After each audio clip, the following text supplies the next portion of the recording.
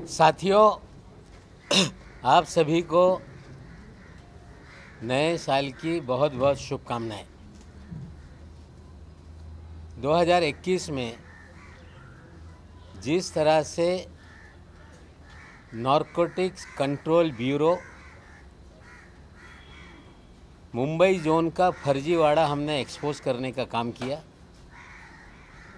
किस तरह से अधिकारी झूठे मामले बनाते थे, पब्लिसिटी के लिए लोगों को बुलाया जाता था और पब्लिसिटी करना और उगाही का खेल इस शहर में शुरू था। 2 अक्टूबर के क्रूज रेड के बाद केपी गोसावी का मामला हो, मनीष भानुशाली का मामला हो, किस तरह से झूठा मामला बनाया गया, 25 करोड़ की डील का मामला हो, हमने सारे सबूत लाकर लोगों के सामने रखने का काम किया। नतीजा ये निकला कि एनसीबी ने शुरुआत में बचाव करने का काम किया और फिर ऐलान किया गया कि एक विजिलेंस कमेटी का गठन किया गया है। 25 करोड़ की डील को लेके एसआईटी बनाई गई एनसीबी के भीतर, लेकिन इतनी सारी चीज़ों के बावजूद एनसीबी का फर्जीवाड़ा रुकने का नाम नहीं ले रहा है। अधिकारियों ने जिस तरह से बोगस केसेस बनाए, पंचों से ब्लैंक पेपर पे साइन लिए, झूठे मुकदमे में लोगों को उलझाने का काम किया और अब उन्हीं झूठों मुकदमों को ठीक करने के लिए वो लोग जो इनके अपने पंच जिनको इन्होंने बनाया था, उन्हीं को किस तरह से फ़ोन करके बुलाया जाता है कि बैक डेट में पंचनामा सुधारो। उसकी 2 ऑडियो मैं आपको सुना रहा हूँ, पहले सुन लो, फिर विस्तार से आगे बताऊँगा। पहला, कोई मैडी नाम का एक पंच है, जो बाबू नाम का अधिकारी है, वो उसको फ़ोन कर रहा है कि आप आओ, बैक डेट में पंचनामे पे दस्तखत करो। वो लड़का डर रहा है, जाने के लिए तैयार नहीं। और दूसरे ऑडियो में आप सुनेंगे कि समीर वानखेड़े उसको डर कर वो फ़ोन लगाता है और वो कहता है कि चले जाओ, डरो ना। हमें लगता है कि इससे ज़्यादा फर्जीवाड़ा और कुछ नहीं हो सकता। फर्जीवाड़ा करके लोगों पे मुकदमे दर्ज किए गए, फर्जीवाड़ा करके फिल्म वालों से वसूली की गई, और जब सारा फर्जीवाड़ा एक्सपोज हो गया तो बैक डेटेड कागज़ पे दस्तखत करने का खेल एनसीबी में चल रहा है। इसका जवाब एनसीबी के डायरेक्टर को देना पड़ेगा। पहले दोनों वीडियो सुन लीजिए, फिर आगे बात करेंगे। क्या हाल है किरण सर, आप कैसे हो? बढ़िया। और सुनाओ यार, मैं ही फोन करने वाला था। आप अभी आ सकता है क्या दोनों? किरण सर, मोस्टली तो कल आना, मुझे यही पूछना था, कल आना जरूरी है क्या सर? क्योंकि ऑलरेडी इतना प्रॉब्लम चल रहा है। ये जून का सीन है, अगर मैं अभी करूँगा तो कुछ मेरे अगेंस्ट नहीं आएगा ना सर? ना, ऐसा कुछ नहीं होगा, क्योंकि ये क्या है, ये पुराना केस है, मालूम है? 1/6/2021 है ना? हाँ, 1/6/2021 को सुहेल शेख अंधेरी में वो मॉल के सामने पकड़ा था। उसके बाद फिर उसका घर पे गए थे, है ना? इधर 55 ग्राम, उधर 100 ग्राम एमडी मिला था। उसी केस में वो अपने कौन है, सीरी का अफसर, वो कांगन और आशीष रंजन, है ना सर? बस यही सर, मेरा वही मानना था कि ऑलरेडी ये सब चीज़ों को लेके प्रॉब्लम हो रही है और आगे तो नहीं होगी ना सर? ना, इसमें कुछ भी नहीं है। देखो, ऑलरेडी आप लोगों का पंचनामा बनाया था, उस टाइम आप लोगों का नाम थी दोनों का, ओके? इसमें कुछ नहीं है, मतलब ऑलरेडी नाम है उसमें। इसमें अभी क्या हो रहा है, आप लोग का स्टेटमेंट रिकॉर्ड करके, मतलब वो उसी टाइम हमारा सामने पंचनामा वगैरह इन्होंने ड्रा किया है, हमारा सामने उसको पकड़ा गया है, बस करके हम लोग स्टेटमेंट रिकॉर्ड करते हैं। आपको तो मालूम है ना? अभी तक आप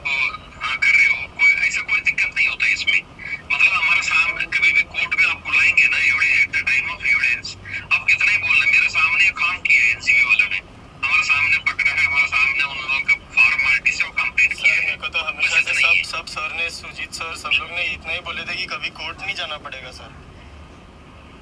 नहीं, इसमें तो देखो कोर्ट कब जाना पड़ता है मालूम है? वो ट्रायल चालू वो गलत बोला एक्चुअली। एक बार पंच विटनेस बनने के बाद वो हमेशा एक बार कोर्ट तो जाना ही पड़ता है। पंचनामा मतलब हमारा सामने हुआ है, हमारा सामने एनसीबी स्टाफ ने ये काम किया है, इतना ही बोलना पड़ता है बस।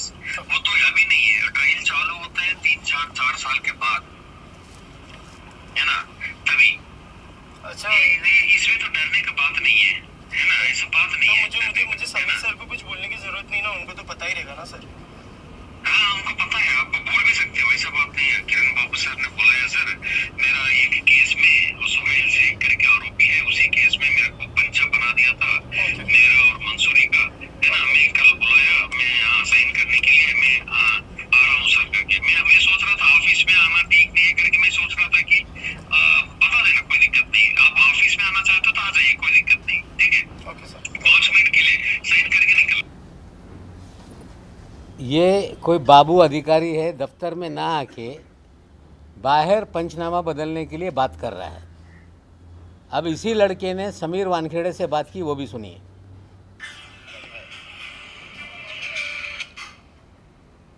Hello sir. Sir, I just want to, sorry to call you so late sir. Sir, I just wanted to confirm कि किरण बाबू कल बुला रहे कुछ साइन करने के लिए सर, कोई जून 1 का मैटर। जाओ ना sir. No, I thought to confirm with you sir because you never know ना who is he. पहले मेरे से मिल ले, किरण बाबू ने बुलाया। Yes sir. पहले मेरे को मिल लेना। Okay, मगर जाओ ना सर। हाँ। Okay sir, thank you.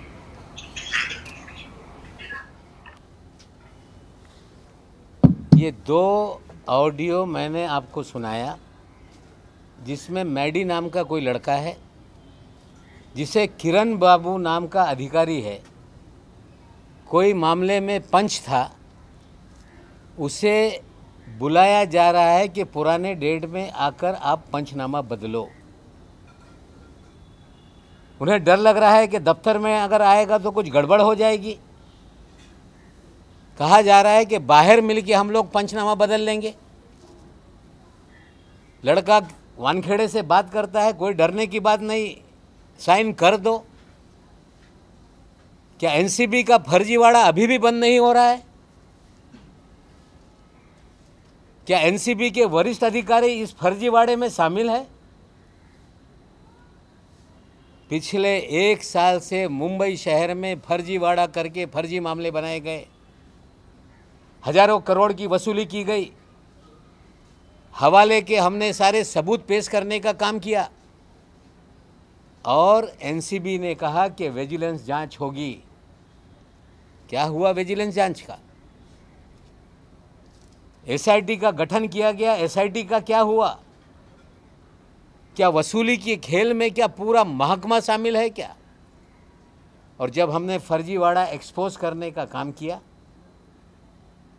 अधिकारी के घर वाले हमारे खिलाफ कोर्ट में गए, मानहानि का दावा दायर किया, हमें बोलने से रोकने का प्रयास किया गया और हमने मानहानि के दावे में कोर्ट का आदर करते हुए वो सारे मामले कोर्ट के अलावा हम कहीं नहीं बोलेंगे।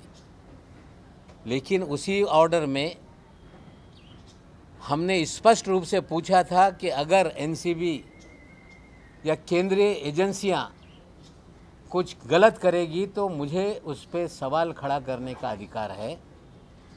ये मामला पंचनामा बदलने का है और हम पूछना चाहते हैं कि इस मामले को लेके डीजी एनसीबी क्या कार्रवाई करेगी बाबू पे, क्या कार्रवाई करेगी समीर वानखेड़े पे। हम पूछना चाहते हैं कि स्मगलर के जरिए पीआर एजेंसी लगाई जा रही है, ड्रग पेडलर के जरिए लाखों रुपया पीआर एजेंसी पे खर्च करके खबरों को प्लांट किया जा रहा है। 1 तारीख के दिन एक खबर टाइम्स ऑफ इंडिया में छपी कि समीर खान के खिलाफ नारकोटिक्स कंट्रोल ब्यूरो ने हाई कोर्ट में जमानत रद्द करने की अर्जी दाखिल की है। अच्छी बात है, एजेंसी का अधिकार है, कोई भी जजमेंट आ जाए, उन्हें नहीं पसंद है तो उसके खिलाफ वो अपील दायर कर सकते हैं। रिया चक्रवर्ती के अंदर सुमित चक्रवर्ती के मामले में पिछले 1 साल से अपील पेंडिंग है। समीर खान के खिलाफ आपने अपील दायर की, कोर्ट से कागज निकलता तो बेहतर था। लेकिन जिस तरह से ये अनसाइंड पीआर एजेंसीज ने एनसीबी का जो प्लिंथ है उसे सर्कुलेट किया, इसका मतलब कहीं ना कहीं मैलेफाइड इंटेंशन से पब्लिसिटी करने का खेल शुरू है। एक और इसमें गहरा मुद्दा निकलता है। मैं आपको जोगले करके ऑर्डर की कॉपी सर्कुलेट करता हूं, पूरी तरह से फर्जीवाड़ा करके लोगों को फंसाया गया, ये ऑर्डर में स्पष्ट है। हमने ये मानहानि के मामले में भी इस चीज़ों को रखने का काम किया।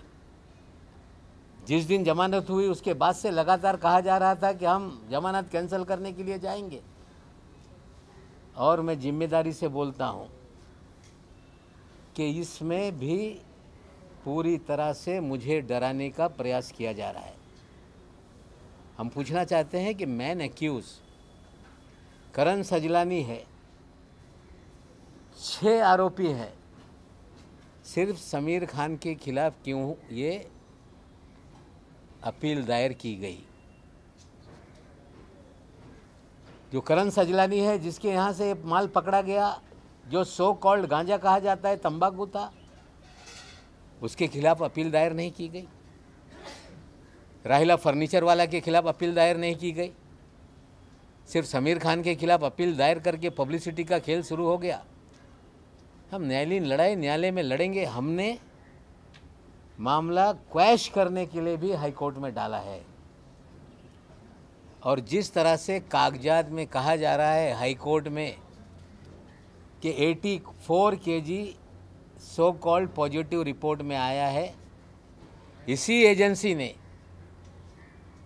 लोअर कोर्ट में लिख कर दिया है कि 1 किलो 100 ग्राम पॉजिटिव है, लेकिन जज ने उसे भी नहीं माना, सिर्फ 7 ग्राम का मामला था। हमें लगता है फर्जीवाड़ा का मर्यादा पार की जा रही है। अगर एनसीबी बहुत ही प्रोफेशनल एजेंसी है तो उन्हें बताना पड़ेगा कि अकेले सिंगल आउट करके समीर खान के खिलाफ क्यों अपील में गए, करण सजलानी के खिलाफ क्यों नहीं? क्या हमें डराया जा रहा है?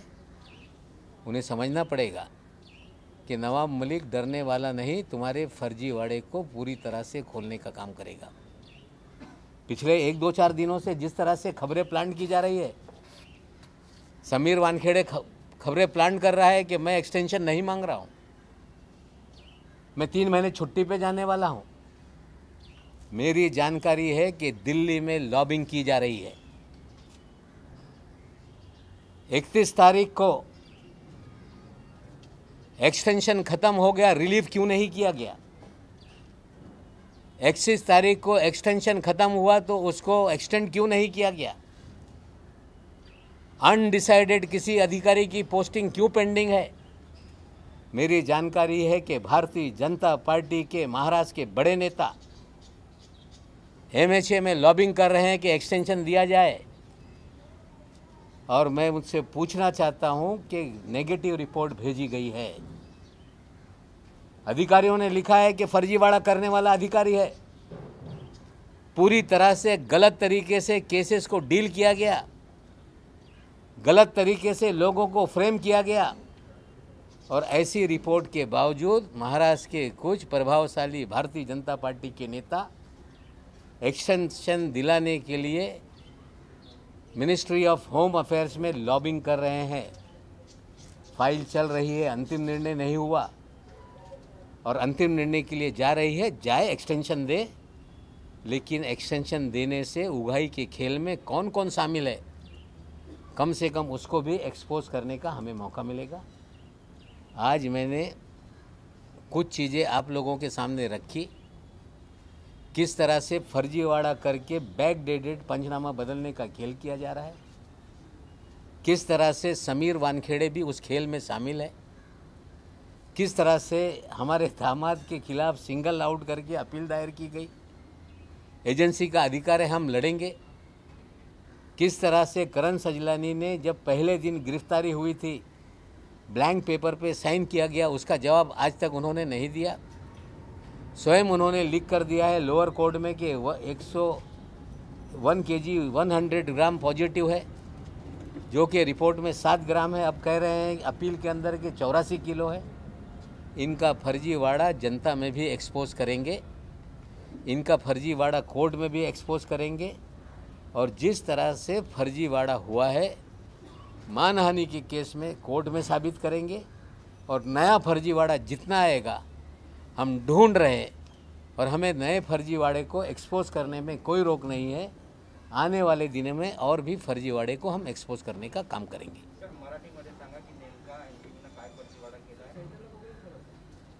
ज्या पद्धतीने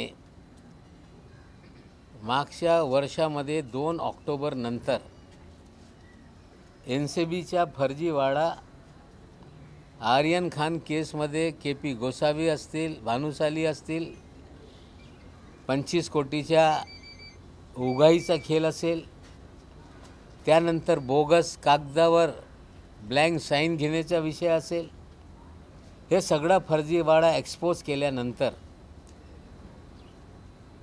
NCBनी व्हिजिलन्स कमिटी गठीत केला, SIT गठीत करण्यात आली। त्याचा काय झाला अजून कुणाला माहीत नाही।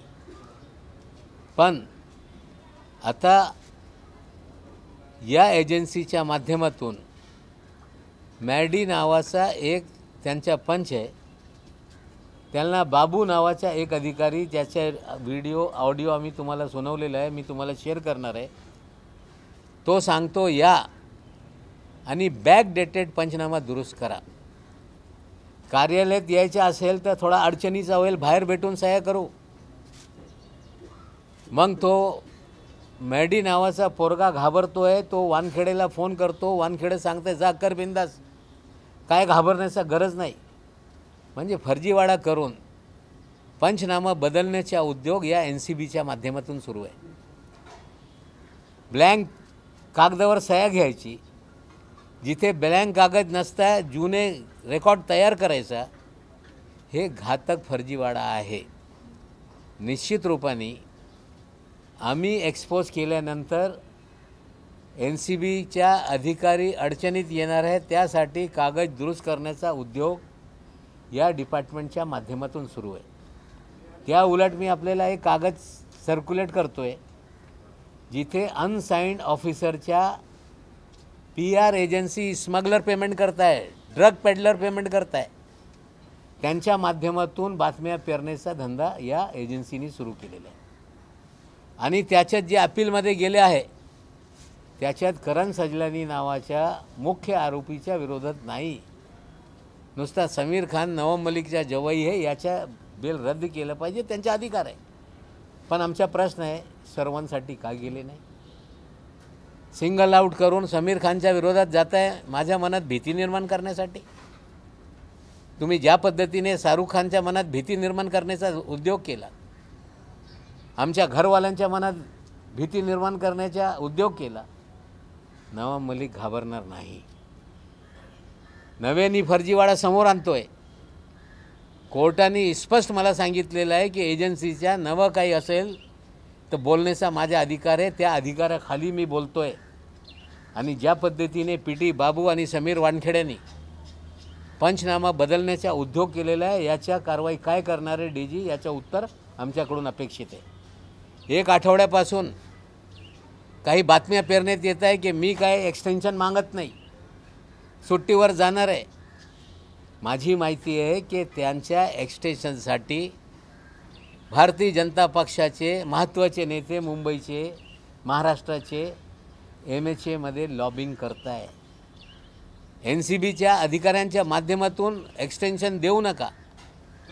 सगळे बेकायदेशीर कामं या डिपार्टमेंटमध्ये या अधिकाऱ्यांनी केलेलं आहे असे रिपोर्ट असताना भारतीय जनता पक्षाचे काही नेते त्यांना इथे ठेवण्यासाठी काही रस आहे?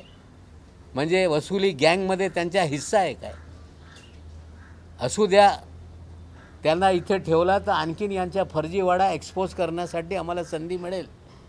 पण ज्या पद्धतीने इतका होऊनही हे मुजोर अधिकारी ज्या पद्धतीने पंचनामा बदलण्यासाठी मस्त आहे, निश्चित रूपाने हा सगळा विषय इन्क्वायरीसाठी मी स्वतः पत्र लिहिणार आहे, कोर्टासमोर हा विषय घेऊन जाऊ आणि बरेचसे काही यांच्या आणखीन पुरावे माझ्याकडे आहे. टप्प्याटप्प्याने या NCBच्या लोकांच्या आणखीन फर्जीवाडे भविष्यात मी काढणार आहे.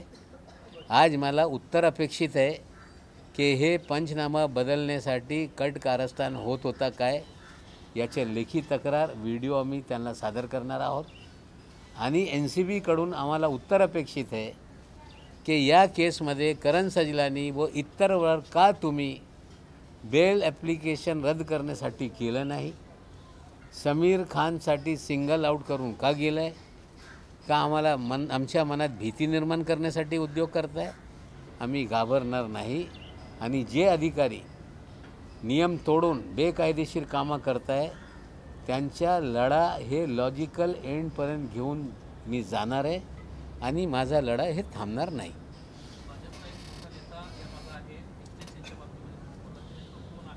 नाही त्याची नावं देऊ. आता फाईल मुवमेंटमध्ये आहे. MHAमध्ये ते फाईल अंतिम निर्णय याच्यावर झालेला नाही. अंतिम निर्णय जेव्हा होईल RTIमध्ये सगळी कागदा काढू आणि कसं त्याच्यात उणीव आहे, एका भ्रष्ट अधिकाऱ्याला कुठल्या पद्धतीने राजकीय संरक्षण आहे, निश्चित रूपाने त्याच्यावर पुढच्या काळामध्ये बोलू आणि या फर्जीवाडा जे NCBमध्ये सुरू आहे यांच्या फर्जीवाडा उघड करण्याचा माझा काम हे सुरूच राहणार आहे. मी काही थांबणार नाही. दुसरा एक आणखीन महत्त्वाचा विषय, एक ऑनलाईन पोर्टलवर सॉलिड डील नावाची एक पोर्टल आहे. त्या पोर्टलवर महिलांच्या फोटो लावून त्यांना फॉर ऑक्शन या पद्धतीने उद्योग या देशामध्ये सुरू आहे. त्याच्यात बहुतांश अल्पसंख्याक समाजाची मुली आहे. ज्या मुली वोकल आहे, काही चूक होत असेल त्या बाबतीत स्पष्टपणे मत मांडताय, त्यांच्या कुठेतरी चीरहरण करण्याचं काम या पोर्टलच्या माध्यमातून सुरू आहे. आम्ही निश्चित रूपाने या घटनेची निंदा करतोय आणि मी स्वतः पत्र लिहून गृहमंत्र्यांना सांगणार आहे की यांच्यावर गुन्हा दाखल करा. जे कोणी पोर्टल कुठे चालवत असतील त्यांना अटक झालं पाहिजे, कारण त्याच्यात मुंबईतलीही काही मुली आहे. त्यांच्या बाबतीत हे नव्याने काही घडत नाही. याआधी पण वेगळे पोर्टलच्या माध्यमातून हे सगळा उद्योग सुरू होता. महिलांची आबरू त्यांना ऑक्शन करण्यासाठी पोर्टलवर टाकणे याच्यापेक्षा मोठा गुन्हा होऊ शकत नाही. मी स्वतः या प्रकरणाची तक्रार माननीय गृहमंत्रीकडे करणार आहे आणि जे कोणी असतील त्यांच्यावर कारवाई करणे, त्यांना अटक करण्यासाठी मी पाठपुरावा करणार है. जिस तरह से सॉलिड डील और उसके पहले बुली डील नाम के 2 वेब पोर्टल के जरिए कुछ अल्पसंख्यक समाज की लड़कियां जो वोकल हैं, समाज की गलतियों को उजागर करने का काम करती हैं, एजेंसीज हो, प्रशासन हो, सरकार हो, उनके खिलाफ निर्भीक तरीके से अपना मत रखती हैं, ऐसी लड़कियों का पोर्टल पे फ़ोटो के साथ जिस तरह से चीज़ें रखी गई उसकी हम निंदा करते हैं. इन लड़कियों में कुछ लड़कियां मुंबई शहर की भी हैं. उनकी मेरी फ़ोन पे बात हुई है. मैं स्वयं गृह मंत्री जी को पत्र लिखकर इन पे कार्रवाई करने की मांग करूंगा और मुकदमा दर्ज करके जो लोग इसके पीछे हैं, वो चाहे कितने बड़े क्यों ना हो, क्यों ही उनका कोई पॉलिटिकल अटैचमेंट क्यों ना हो, सभी लोगों पे कार्रवाई करने के लिए हम पूरी तरह से गृह मंत्रालय के माध्यम से प्रयास करेंगे और उन पे कार्रवाई करवाएंगे.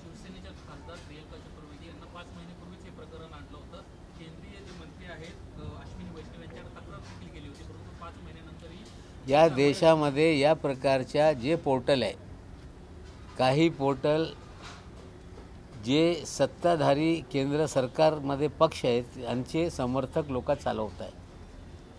काही बोट त्यांनी निर्माण केलेले आहे, ट्रोल आर्मी त्यांनी निर्माण केलेली आहे आणि हे सगळं काम कुठे ना कुठे यांना शासकीय पाठराखण आहे याच्यापासून कुणाचं दुमत होऊ शकत नाही. जरी केंद्रीय यंत्रणा यांच्यावर कारवाई करत नसतील, निश्चित रूपाने महाराष्ट्रामध्ये या मुलींच्या बाबतीत काही घडलेलं आहे. महाराष्ट्राची ती मुली आहे. निश्चित रूपाने महाराष्ट्र पोलीसच्या माध्यमातून यांच्यावर कारवाई करण्याबाबत मी स्वतः पाठपुरावा करणार आहे. ज्या पद्धतीने फर्जी बाळा यांच्यावर बाबावर कारवाई झाली, आता हे जे फर्जी पोर्टर चालून महिलांचा अपमान करत आहे, त्यांच्या आबरू हे कुठेतरी त्याच्यावर हल्ले चढवत आहे, त्यांच्या जीवनात अशांती निर्माण करण्याचं काम करत आहे, त्यांच्यावर कारवाई केल्याशिवाय आम्ही थांबणार नाही.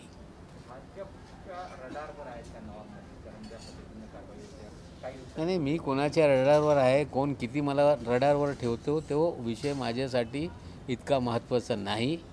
पण निश्चित रूपाने या फर्जीवाडा जे काय असेल, निश्चित रूपाने त्या फर्जीवाड्याचा मी पाठपुरावा करणार आहे. वक्फ बोर्डाचे फर्जीवाडे हळूहळू आम्ही समोर आणतो आहे. बरेचसे काय आणखीन फर्जीवाडे, टप्प्याटप्प्याने सगळे फर्जीवाडे हे मी लोकांच्या समोर आणणार आहे. आज NCBचा जे फर्जीवाडा आहे त्या बाबतीत मी आपल्याला व्हिडिओ शेअर करतो आहे.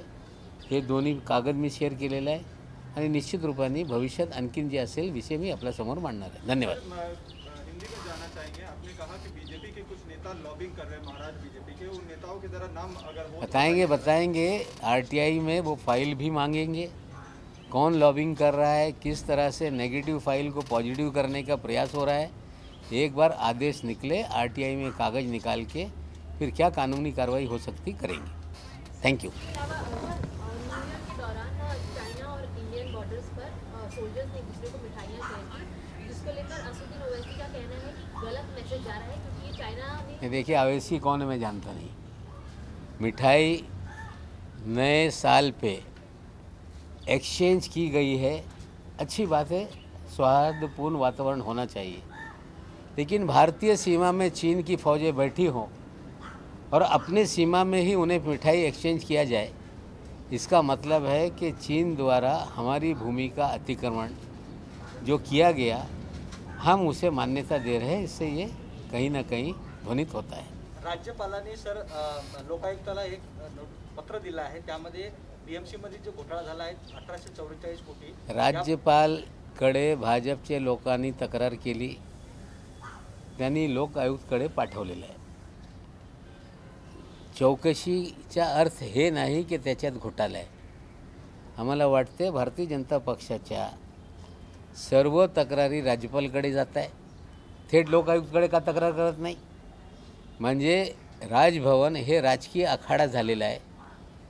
तो 12 आमदारांचा विषय असेल, तो विधानसभा अध्यक्षाच्या निवडणुकीचा विषय असेल, दैनंदिन भारतीय जनता पक्षाचे नेते जाऊन राजभवनाचा वापर राजकीय हेतूंनी करताय. बंगाल असेल, महाराष्ट्र असेल, राजभवन हा राजकीय आखाडा झालेला आहे आणि याच्या बाबतीत कुणाच्या मनात दुमत नाही.